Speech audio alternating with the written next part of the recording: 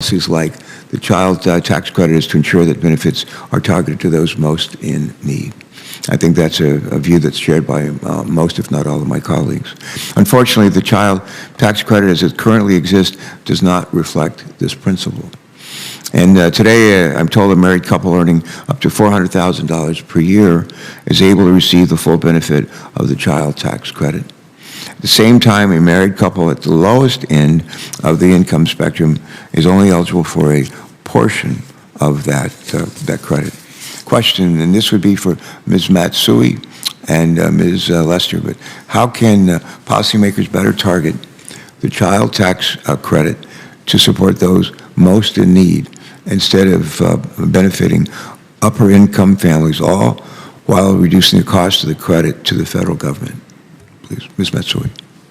Senator, thank you for the question. I think one of the most important ways to make the child tax credit accessible to those who need it the most is to remove the earned income requirement, which limits and boxes out, at this moment, 19 million children under the age of 17 in households who don't earn enough to be able to claim the full credit.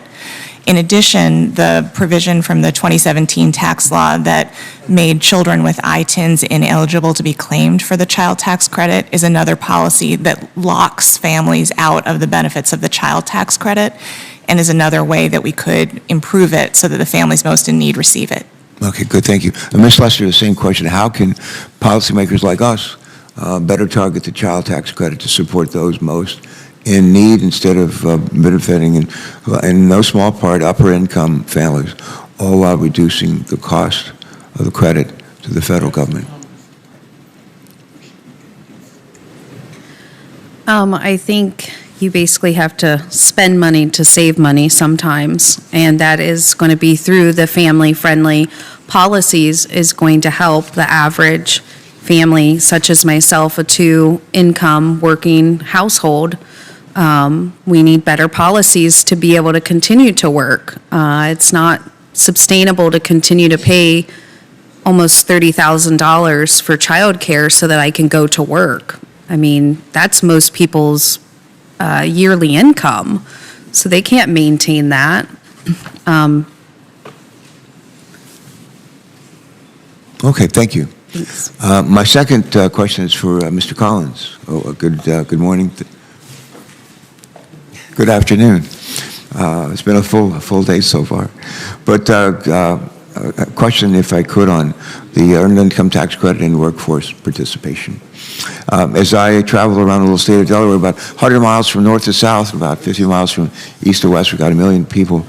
But I regularly do what we call customer calls. I visit businesses large and small. We visited schools, hospitals, all kinds of entities, nonprofits. But when I do these customer calls throughout our state, Hello, friends. I have shocking news to share with you this Wednesday. The House of Representatives just passed a brand new bill that may affect millions of U.S. households. The Federal Reserve has just confirmed an interest rate pause, and experts say that this could positively affect your finances this summer. My dear friends, please do make sure that you watch until the end of this video for all of the latest news. Also, in 2 days, this coming Friday, I will be announcing several winners for the $75 Walmart gift card giveaway. If you'd like to enter these weekly giveaway, friends, please click and like several of my videos and then comment below the keyword of each video that you watch.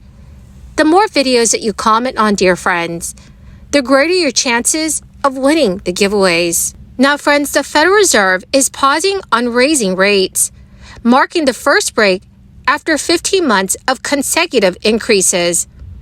This is a change that could offer a bit of relief for consumers who are grappling with pricier mortgages, credit card bills, and other loans. The difference in borrowing costs from March 2022, when the Fed began hiking rates in an effort to reduce inflation, are very stark.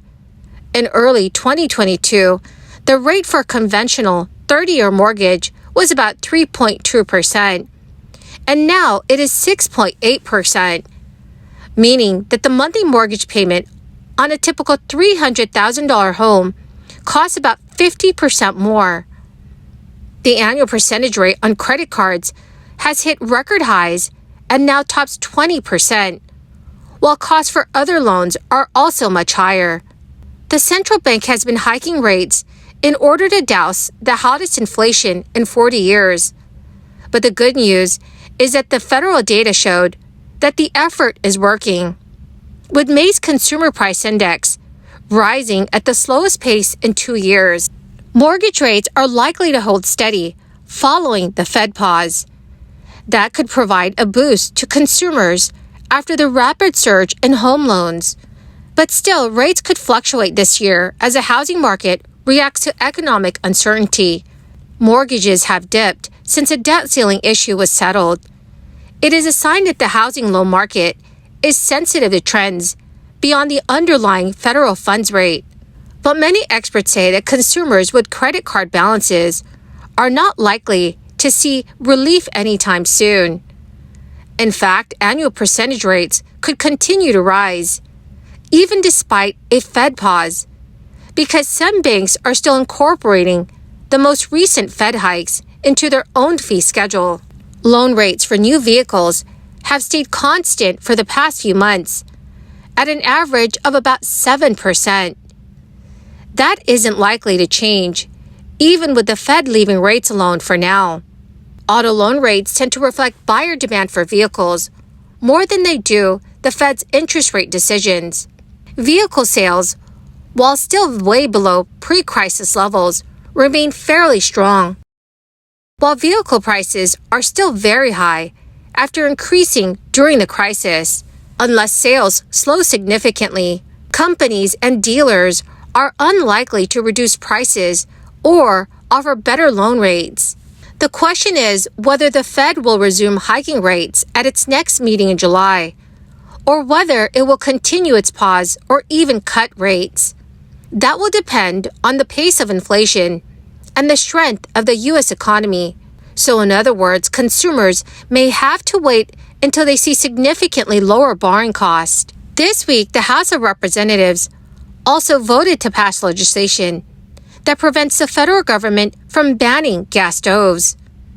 The gas stove debate began last year after a study linked the use of gas stoves to increased risks of childhood asthma, and the commissioner of the Independent Consumer Product Safety Commission floated a future ban on the stoves. But the chair of the commission announced there was never plans to implement a ban. The Republican-backed Gas Stove Protection and Freedom Act passed 248 to 180. More than 25 Democrats voted in favor of the bill. Republican Representative Elise Stefanik accused Democrats and President Biden's administration of targeting gas stoves, calling it an insane overreach.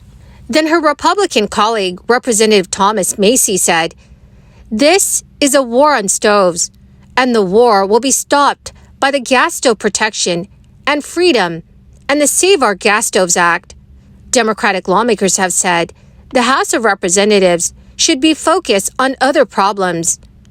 Representative Sheila Jackson Lee stated last week, "No gas stove will be taken from any American ever." House Speaker Kevin McCarthy faced significant opposition from the far-right part of his caucus ahead of the vote. It was initially scheduled last week, but was postponed. The opposition started when Republicans tanked a procedural vote on the gas stoves bill in protest of Kevin McCarthy's debt ceiling deal with President Biden, saying the spending cuts that McCarthy agreed to did not go far enough. So according to government officials, the gas stove bill heads to the Senate, where it's unlikely the upper chamber will take up the legislation. So dear friends, what are your thoughts about banning gas stoves? Please let me know what your thoughts are in the comments section below. Well, my marvelous and most magnificent friends, that is the end of my daily stimulus update video for this Wednesday. My dearest friends, thank you so very, very much for joining me here every day and for being part of this community.